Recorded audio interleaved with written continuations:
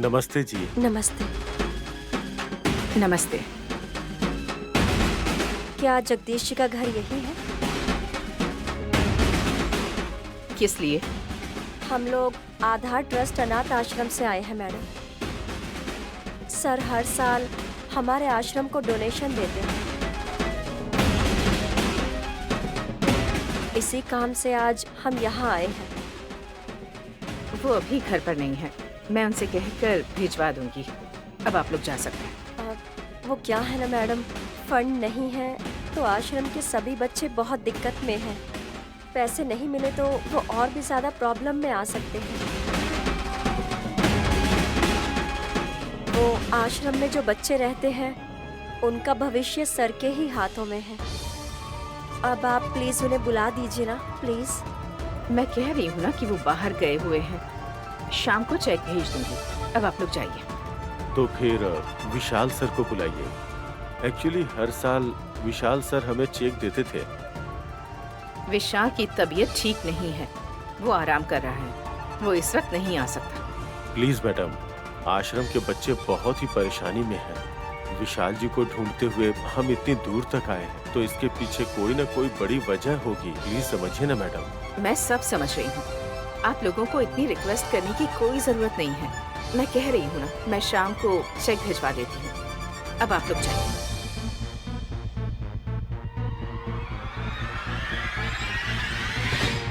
कहाँ जा रहे हैं साहब जी? मैं अपना फोन कार में भूल गया हूँ, बस वही लाने जा रहा हूँ। आप यहीं रुकिए, मैं फोन लेकर आती हूँ। कोई बात नहीं नैनी, मैं लेकर आता हूँ ना।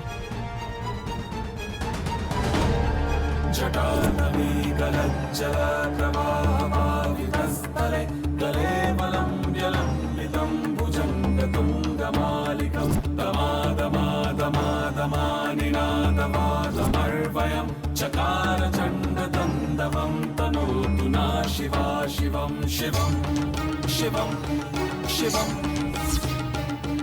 जटाकटाह संभ्रमा भ्रमानिलिम्पनिर्झरि विलोलवीचिवालरै विराजमानमूर्धनि दगा दगा दगच्चवाललालटापटपके किशोरचन्द्रशेखरे रतिप्रतीक्षणम्।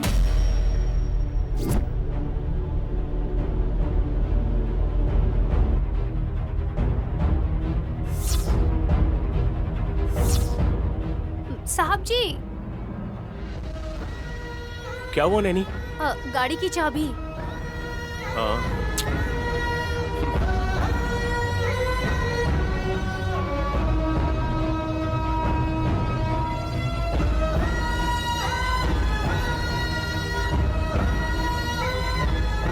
गाड़ी की चाबी।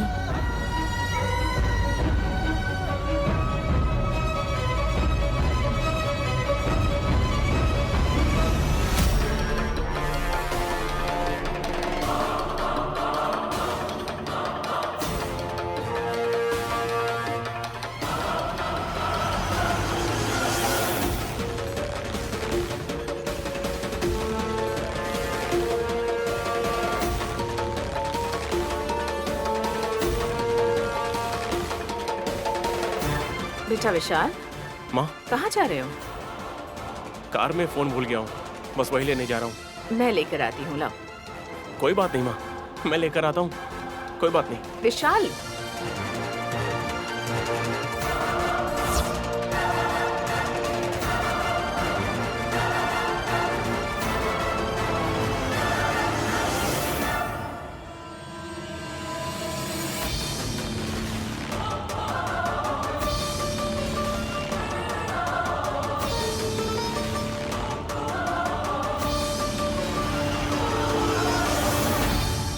वाह, जिस आदमी को अपनी पत्नी की आंखें दी हैं, उसी के घर में चंदा मांगने आई है।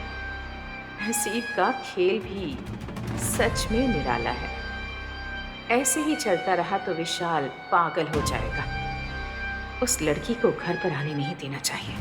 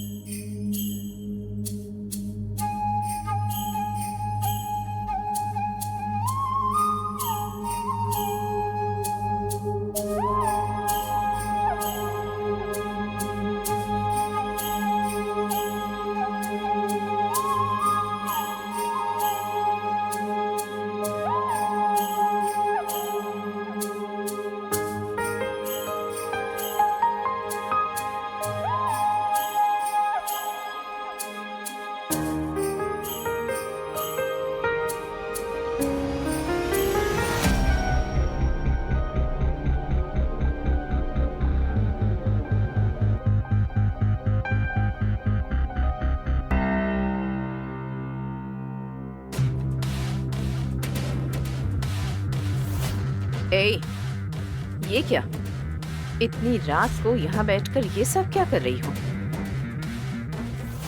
जानबूझकर मुझ पर कोई जादू टोना तो नहीं कर रही हो ना? आपके लिए कुछ ऐसा करने की कोई जरूरत नहीं है मुझे। मैं अकेली ही आपके खिलाफ खड़ी होकर आपने क्या क्या गुल खिलाए हैं सब बता सकती हूँ। पर यहाँ बैठकर पागलों की तरह तुम ये क्या बना रही हो? ये पागलपन नहीं है, मैं अपने पति का प्रतिरूप बना रही हूँ। क्या तुम्हारे पति का प्रतिरूप? विशाल की याददाश्त कभी भी वापस नहीं आएगी। इस जन्म में वो तुम्हें कभी अपनी पत्नी मानेगा, ये भूल जाओ तुम। इसलिए पागलों की तरह मिट्टी का गुड्डा बनाकर अपने दिल की सारी तकलीफ उसे सुनाओगी, ऐसा मुझे लग रहा है। मैं जिसकी पूजा करती हूँ वो विशालाक्षी देवी माँ पर मुझे पूरा भरोसा है। मेरे पति की याददाश्त बहुत जल्द वापस आएगी, मुझे इस बात का यकीन है। अपने पति के बदले मैं इसे यहाँ रखकर इसकी हर रोज पूजा करूँगी। बहुत जल्द देवी माँ मुझ पर प्रसन्न होंगी और मुझे आशीर्वाद देंगी। तुम सच में बहुत भोली हो नैनी। ऐसे पूजा करके तुम्हें लगता है उसकी याददाश्त वापस आ जाएगी? तुम्हारा ये सपना कभी भी हकीकत में नहीं बदलेगा। आपका पति कौन है जब लोग पूछते हैं तो किसी की भी फोटो दिखा देने वाली औरत क्या जाने। आप क्या जानेंगे कि पति पत्नी का प्यार कैसा होता है, ये रिश्ता कैसा है, इसकी ताकत क्या है। ठीक है, तुम्हें जो करना है करो। आखिर में तो तुम्हें इसी गुड्डे के साथ रहना है। इस गुड्डे को पकड़कर हे भगवान मेरी जिंदगी नर्क क्यों बनाई, ऐसा कहती हुई रोती हुई यहाँ वहाँ फिरोगी। देखते हैं थोड़े दिन बाद कौन रोता है और कौन हंसता है। मेरे पति जब मुझे अपनी पत्नी मान लेंगे तब ये देखकर कौन कौन रोएगा ये तो वक्त ही बताएगा। हाँ, एक और बात, जब आपकी सारी सच्चाई पता चल जाएगी तब क्या होगा। ठीक है, देखते हैं आगे क्या होता है।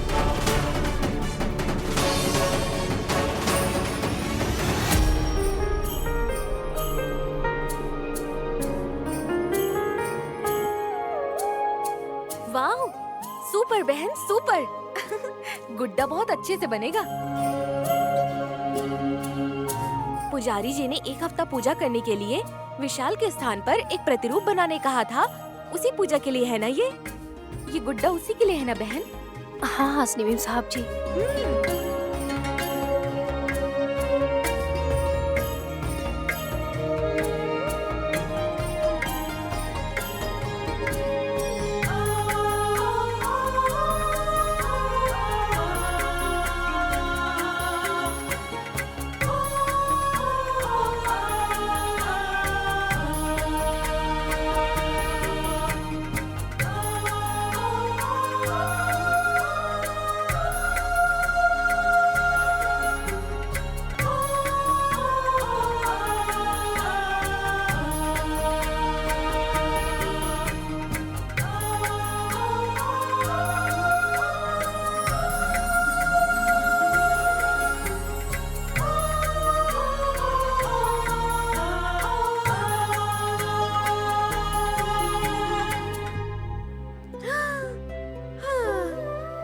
वाह बहन, जितना सुंदर तुम्हारा मन है उतना ही सुंदर ये तुम्हारा गुड्डा है। मीम साहब जी, जब से उनका एक्सीडेंट हुआ है तब से मैंने उनसे दिल खोलकर बात नहीं की। वैसा कभी मौका ही नहीं मिला।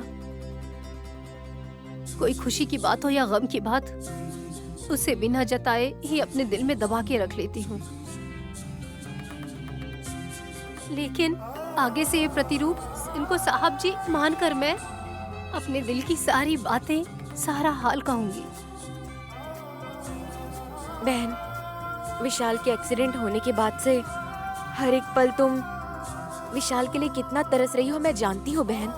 तुम उससे कितना प्यार करती हो कि उसका इंतजार कर रही हो। मैं जानती हूँ ये सारी चीजें बहन। पति के लिए पूजा कर रही हो, तकलीफ उठा रही हो, ये बिल्कुल जाया नहीं होगा बहन। विशाल की याददाश्त बहुत जल्दी वापस आ जाएगी। तुम्हें फिर इस गुड़िया से बात करने की जरूरत नहीं होगी। वो दिन बिल्कुल दूर नहीं है। आपकी ये बातें सुनकर बहुत अच्छा लग रहा है मेम साहब जी।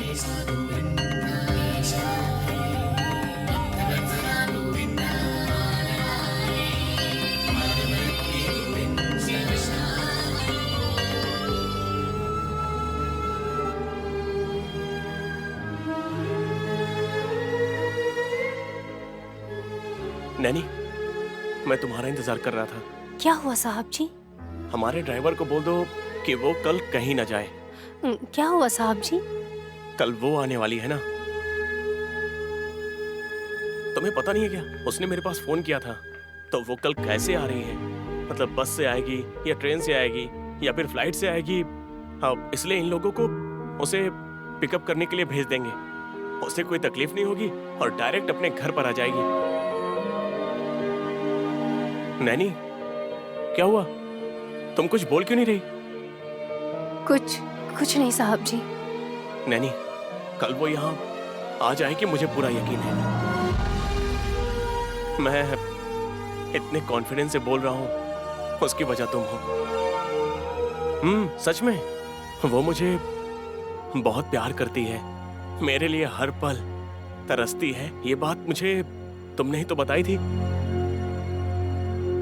हाँ, अगर वो मुझे चाहती है तो उसे भी टेंशन होगी कि मैं यहाँ पर कैसा हूँ, क्या कर रहा हूँ। सही कहा ना? उसे भी पता चल जाएगा कि मैं भी उसके लिए कितना ज्यादा तरस रहा हूँ, उसे कितना प्यार करता हूँ। इसलिए हाँ, मेरा दिल कह रहा है कि कल वो जरूर आ जाएगी।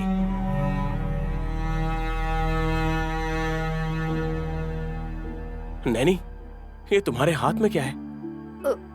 ये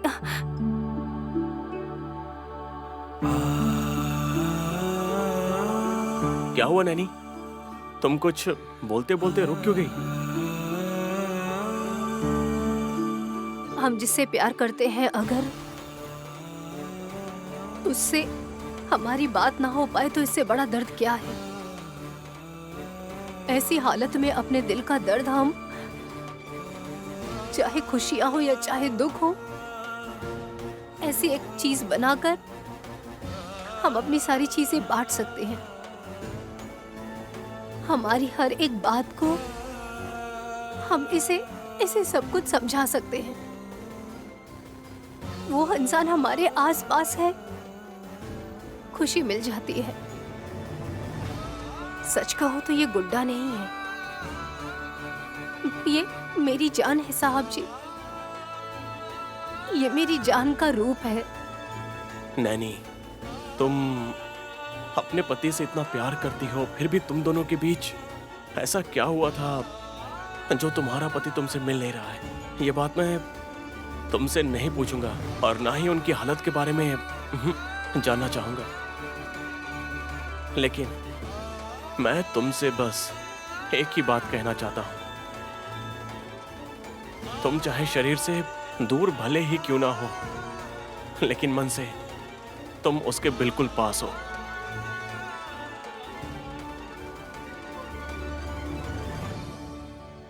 वो बहुत ही खुशनसीब है जिसे तुम प्यार करती हो। वो इंसान चाहे कितना भी दूर हो, मुझे पूरा यकीन है कि वो जरूर वापस आएगा।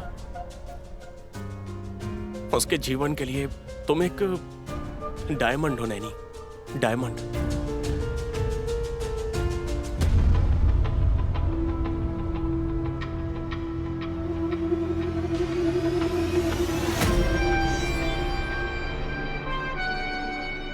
क्या बोल रही हो दीदी? धरणी वापस आ गई है? हाँ परशु, जिस आदमी को आंखें डोनेट की थी उसी के घर डोनेशन मांगने आई थी। दीदी, तुमने उसे वापस भेजकर मेरे ख्याल से तुमने बहुत बढ़िया काम किया है दीदी। नहीं तो फिर अमेरिका वाला भांजा धरणी धरणी कहकर शायद उसके पीछे ही पड़ जाता। और इतना ही नहीं, शायद वो धरणी के अलावा किसी को पहचानना भी मुश्किल कर देता। मुझे तो लग रहा है कि वो शायद उसे अपने साथ घर भी ले जाता।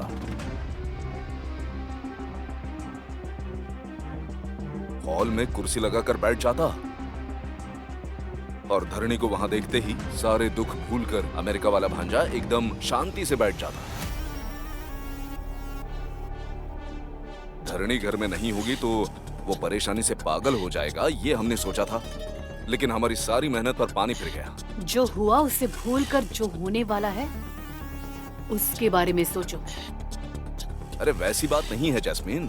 जिसने आंखें डोनेट की थी ना, वो अपने घर पर आई थी तो दीदी ने उसे वापस भेज दिया। अभी तो कोई टेंशन नहीं है, लेकिन धरणी कहाँ है ये बात अगर विशाल को पता चल गई ना, तब तो हमारी टेंशन बढ़ेगी ना। धरणी को वो इतना याद करता है, उससे प्यार करता है विशाल। उसे ढूंढे बिना विशाल रह पाएगा क्या? धरणी कब घर आएगी यही सोच रहा है वो। अगर वो घर नहीं आई तो चुप रहेगा वो। जहां कहीं भी हो वो ढूंढ कर लाएगा।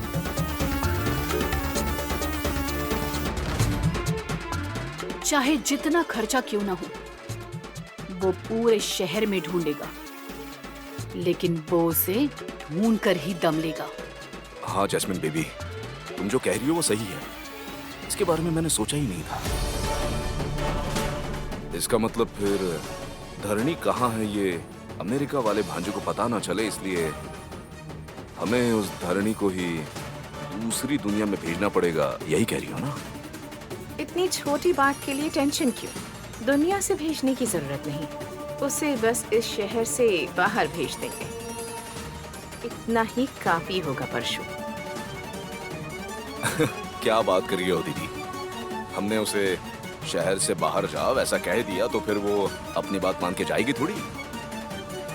उसे अलग तरीके से समझाएंगे तो सुनेगी नहीं, डरेगी भी।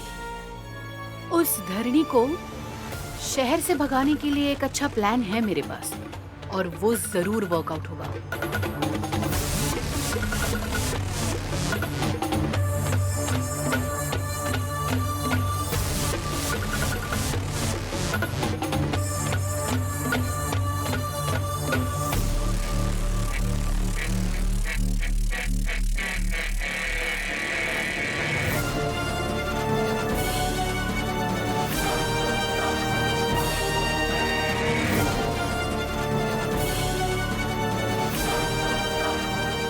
समझ गए ना?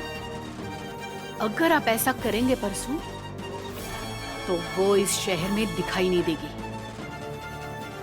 ठीक है जैस्मिन बेबी। दीदी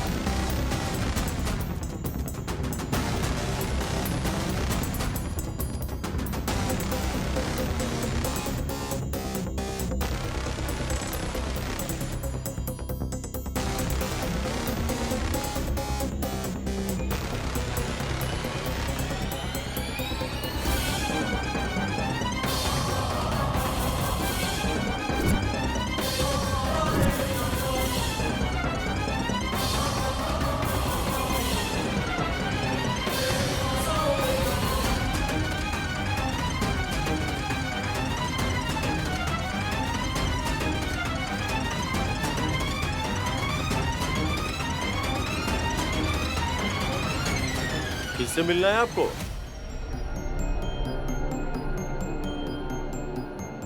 कौन चाहिए आपको? नमस्ते सर। नमस्ते। यहाँ धरणी नाम की कोई लड़की रहती है ना, वो अब कहाँ गई है बता सकेंगे? आप कौन है सर? कौन मतलब वो मुझे अच्छे से जानती है सर।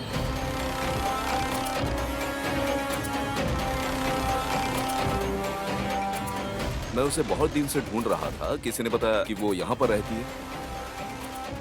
अगर वो यहाँ पर है तो बता दीजिए सर। वो मुझे देखेगी तो बहुत खुश हो जाएगी। धरनी यहाँ नहीं है।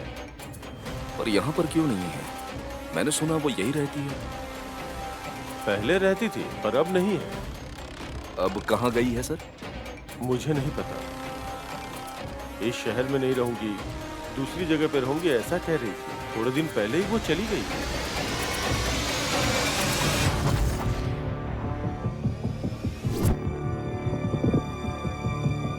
आप सच बोल रहे हैं ना सर?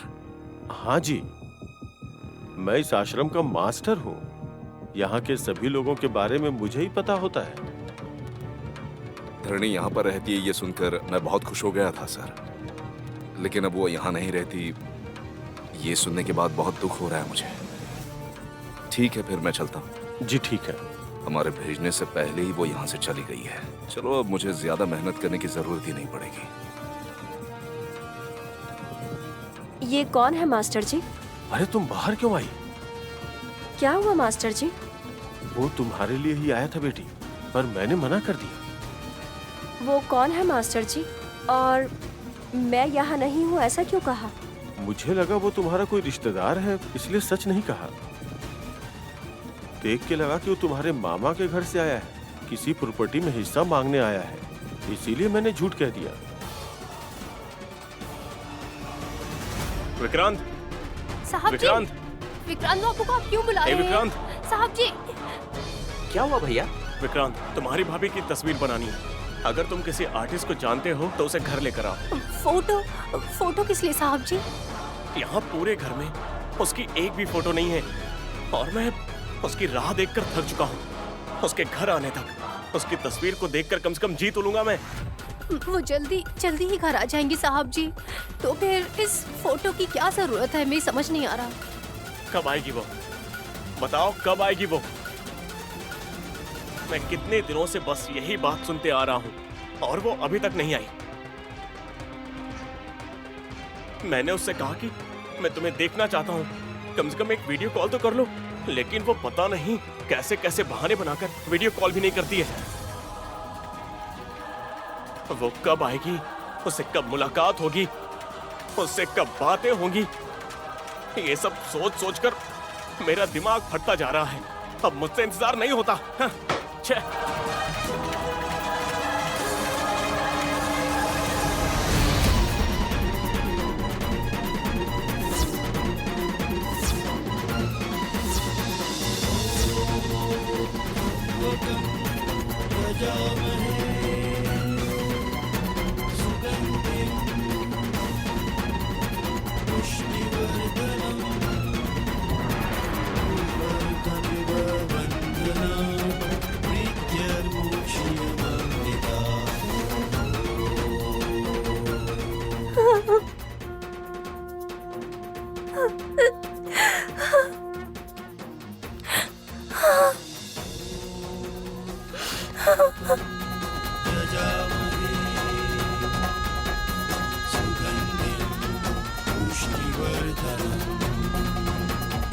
अपने पति का कोई प्रतिरूप अपने साथ रखकर ये पूजा कर सकती हो, तभी ये पूजा सफल होगी और तुम्हें उसका फल मिलेगा बहन।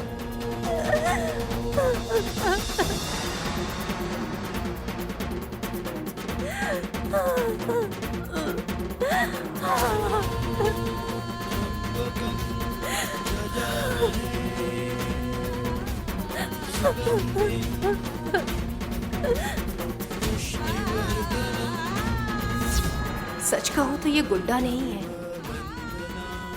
ये मेरी जान है साहब जी। ये मेरी जान का रूप है।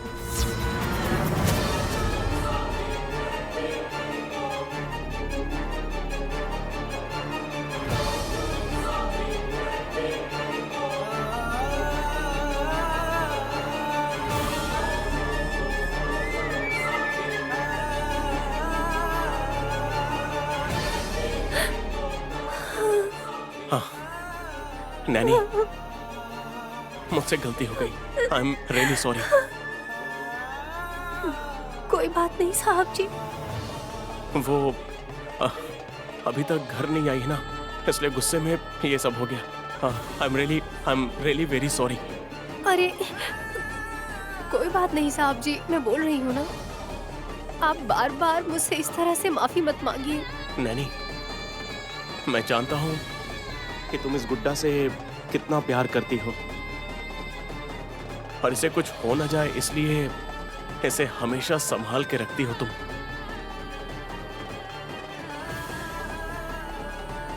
इसके टूट जाने से तुम्हें कितनी तकलीफ हुई होगी ये मैं समझता हूं नैनी। नैनी, एक गुड्डा टूटा तो वैसे ही हम दूसरी बना सकते हैं, लेकिन फिर भी तुम इस गुड्डे को लेकर ऐसे रो रही हो जैसे इसमें तुम्हारी जान बसती हो। ठीक उसी तरह वो आ जाएगी, कल आ जाएगी, ऐसे इंतजार कर करके मैं भी थक गया हूं नैनी। हाँ, तो मेरे दिल पर क्या बीत रही होगी। हाँ।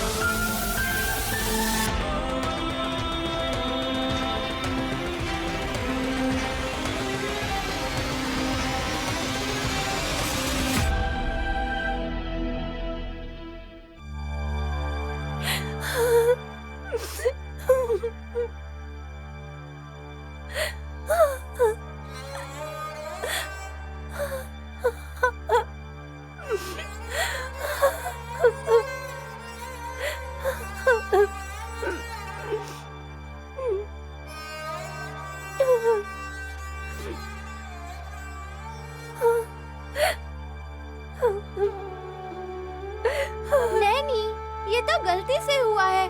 ऐसी बात के लिए कोई रोता है क्या भला?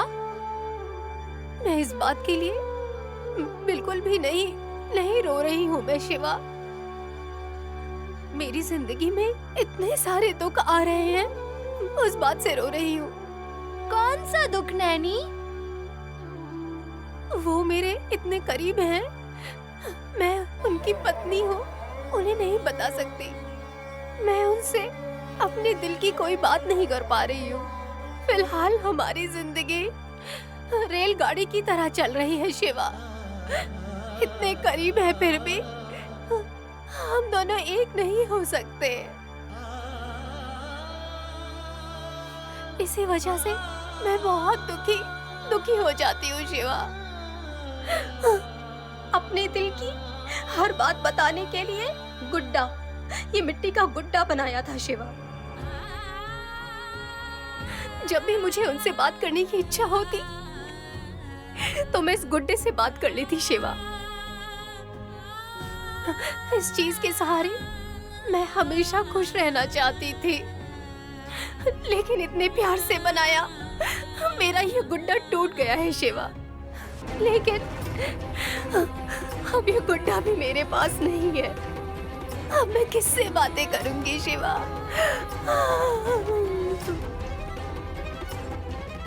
मैं उनकी पत्नी हूँ, फिर भी उनसे दूर रहना मेरी मजबूरी हो गई है। लेकिन इतने प्यार से बनाया मेरा ये गुड्डा टूट गया है शिवा। लेकिन ये सारी बातें किसी से ना कर पाना मेरे लिए श्राप है शिवा। पति पत्नी के रिश्ते से चाहे तुम दोनों भले ही बात ना करते हो, लेकिन तुम दोनों के दिल एक दूसरे से बात करते हैं। नैनी, पति पत्नी की दूरियां खामोशी नहीं धीरे धीरे प्यार बढ़ाती है, और तुम दोनों इस बात से अनजान हो कि तुम दोनों में प्यार बढ़ रहा है। तुम दोनों का रिश्ता रेल की पटरी की तरह नहीं, बल्कि दिया और बाती के जैसा है, समझी नैनी? और विशाल बाबू कोई भी काम शुरू करने से पहले तुम्हारा नाम लेते हैं। तो फिर तुम ऐसा क्यों सोचती हो कि तुम्हारी उनके साथ बात नहीं होती?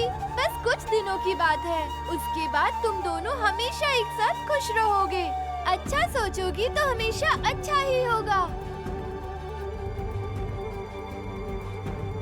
और बहुत ही जल्द तुम्हारे जीवन में खुशियाँ ही खुशियाँ होंगी नैनी।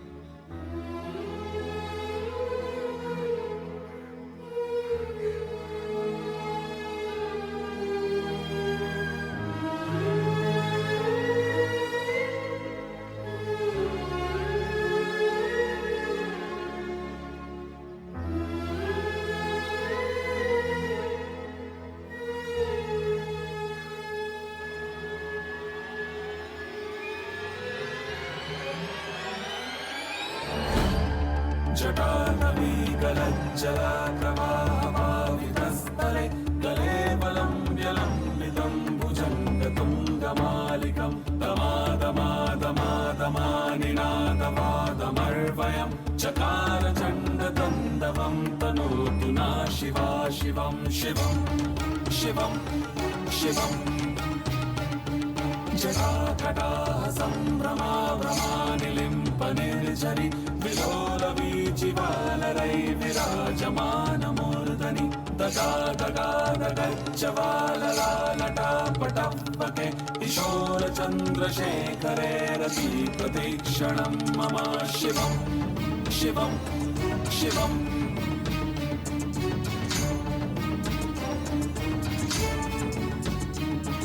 धराधरेन्द्रनन्दिनी विलासमन्दुबन्धुरा पुरादिगन्तसन्तति प्रमोदमानमानसे कृपाकटाक्षधोरणी नैनी, मुझे लगता है कि इसे देखने के बाद तुम जरूर बहुत खुश हो जाओगी और तुम्हें अच्छा लगेगा।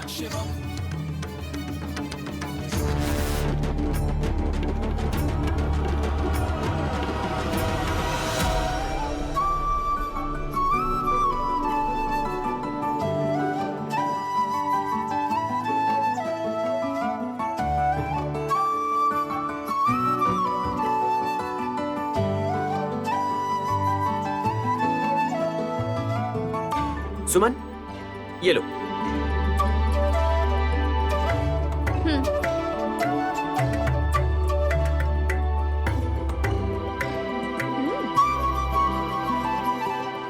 ये क्या है? दिखाई दे रहा है ना, फिर क्यों पूछ रहे हैं?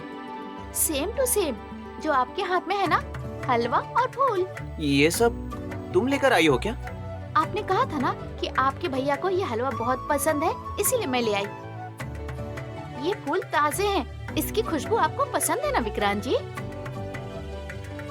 इसे आप अपने कार में भगवान के फोटो के सामने रख सकते हैं।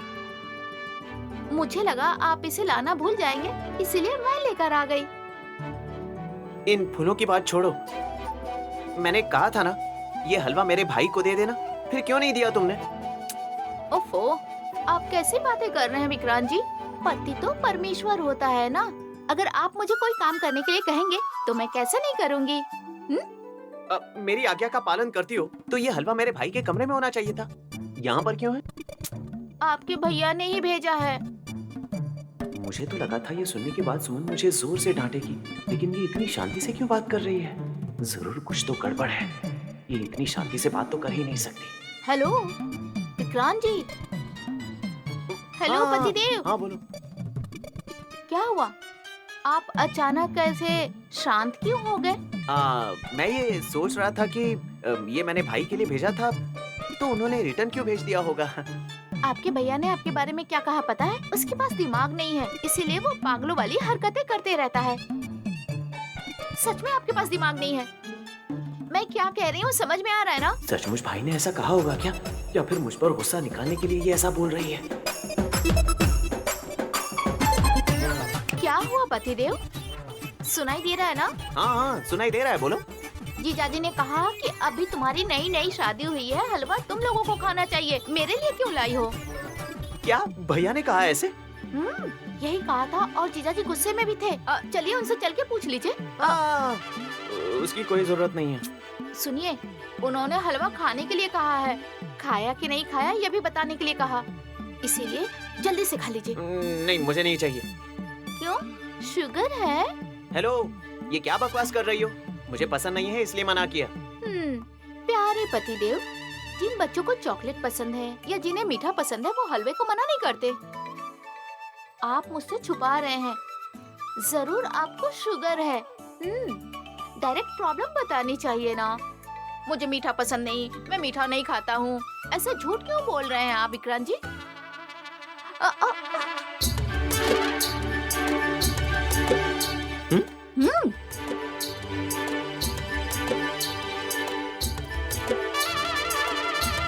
हलवा और फूल लेकर आए थे और कहा कि जाके भैया को देकर आ। उसमें जो मिलाना था वो तो मैंने मिला ही दिया है।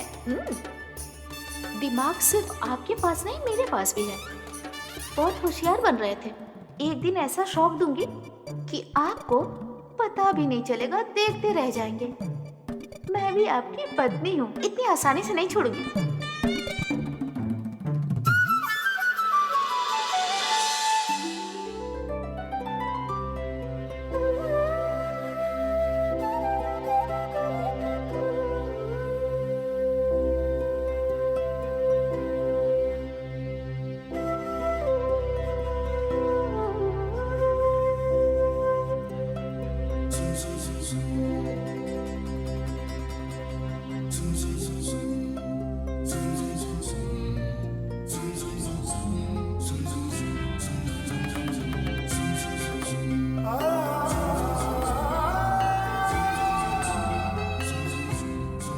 नैनी, अरे साहब जी, आप यहाँ क्यों आ गए?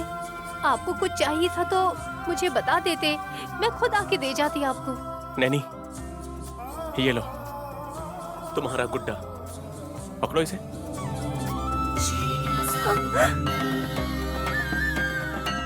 लेकिन साहब जी, ये गुड्डा तो टूट चुका था ना?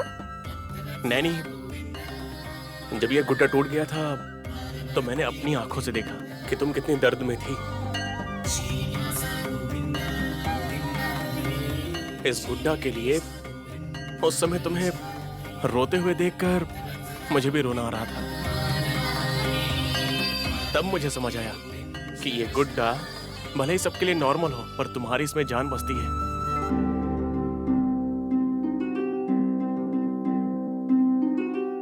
अभी भी लगता है कि तुम उसको याद करके रो रही होगी नैनी। हर क्षण इस गुड्डे के बारे में सोच के तड़प रही होगी तुम। मैं अगर ऐसे ही एक नया गुड्डा लाकर तुम्हें दे देता तो उसके बाद भी तुम्हारी तकलीफ कम नहीं होती। मैं तुम्हें वही गुड्डा देना चाहता था, इसलिए पूरी रात जागकर मैंने अपने हाथों से इस गुड्डे को बनाया है। साहब जी, आपने खुद इस गुड्डे को बनाया है क्या? हाँ नैनी, तुम्हारा हंसता हुआ चेहरा मुझे दोबारा देखना था, इसलिए मैंने इस गुड्डे को फिर से जोड़ दिया। और हाँ, मुझे जैसा समझ आया मैंने वैसा ही किया। गुड्डे को जोड़ते समय थोड़ा इधर उधर हो गया होगा, तो ज्यादा सोचना मत, थोड़ा एडजस्ट कर लेना प्लीज। बिल्कुल हूबहू बनाया है आपने, जरा सा भी नया नक्श इसका इधर उधर नहीं हुआ है। सच कहूँ तो आपने ज्यादा अच्छा बनाया है। सच में साहब जी, आपने ऐसे बनाया है जैसे इस गुड्डे में जान आ गई हो। साहब जी, अब मेरे लिए ये गुड्डा बहुत खास हो चुका है।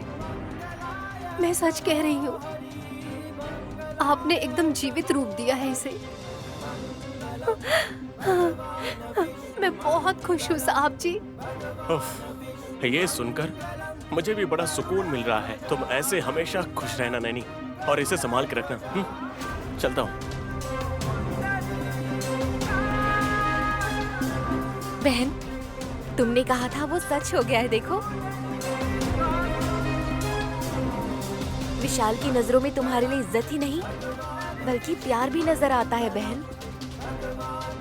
विशाल की नजरों में भले ही तुम ना हो, पर मन के अंदर तुम ही तुम हो। तुमसे वो बहुत प्यार करता है। उस बात का सबूत सुंदर सा ये गुड्डा है बहन। मेरी बहन, उससे तुम्हारा ये हाल देखा नहीं जा रहा है। तुम्हारी खुशी की खातिर रात भर जाकर तकलीफ सहकर गुड़िया को जोड़ा है उसने। तुम खुश रहोगी तो वो खुशी से रहेगा, ऐसा बोल रहा था वो।